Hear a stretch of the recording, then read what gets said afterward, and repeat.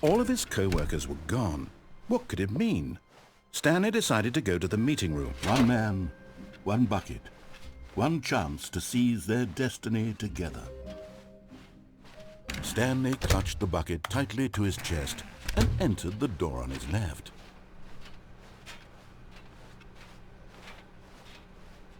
Still no one was here. Stanley needed the bucket's warmth and comfort now more than ever. Perhaps his boss's office was where he'd... Coming to a staircase, Stanley and the bucket walked upstairs to the boss's office.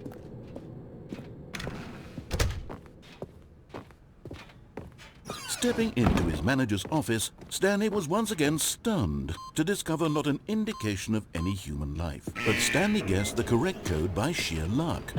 Was it that the bucket knew all along? Was the bucket guiding him? Yes, this is certainly the most logical explanation.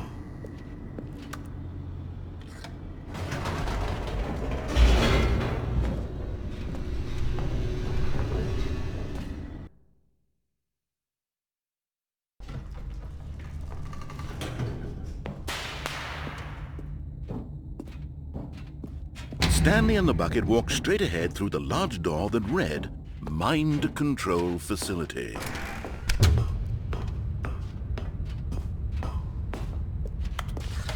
The lights rose on an enormous room packed with television screens.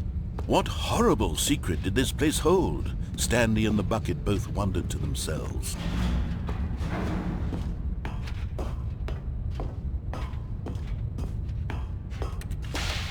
The monitors jumped to life, and Stanley nearly dropped the bucket in shock.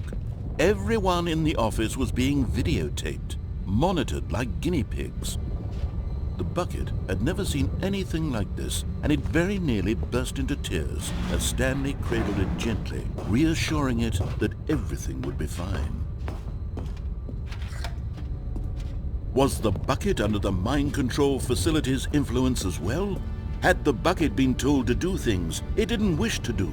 What kinds of things does a bucket want to do or not want to do in the first place?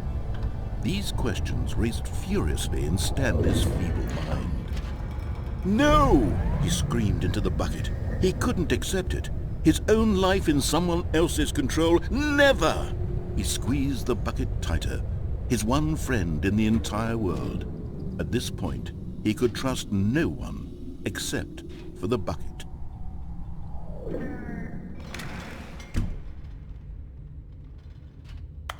But here was the proof. The heart of the operation. Controls labeled with emotions, happy or sad or content. Walking, eating, working, all of it monitored and commanded from this very place. And as the cold reality of his past began to sink in, Stanley decided that this machine... But at the last second, the bucket jumped in and pressed the button to turn on the controls. Stanley gasped in horror. Had this been the bucket's plan all along? To take over the machine and claim the power for itself? How could the bucket have betrayed him like this? Stanley was prepared to throw the bucket away in disgust when suddenly an image appeared upon the enormous screen. Birds. Silly, silly birds. The control buttons became active again.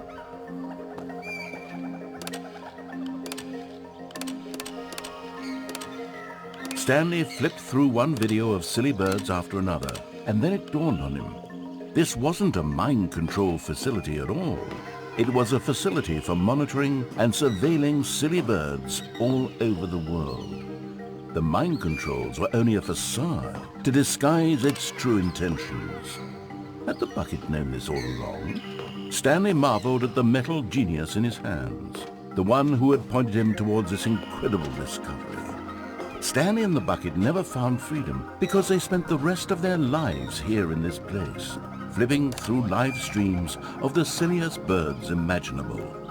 Of all the possible paths his life could have taken, this one was surely the best. And Stanley was happy.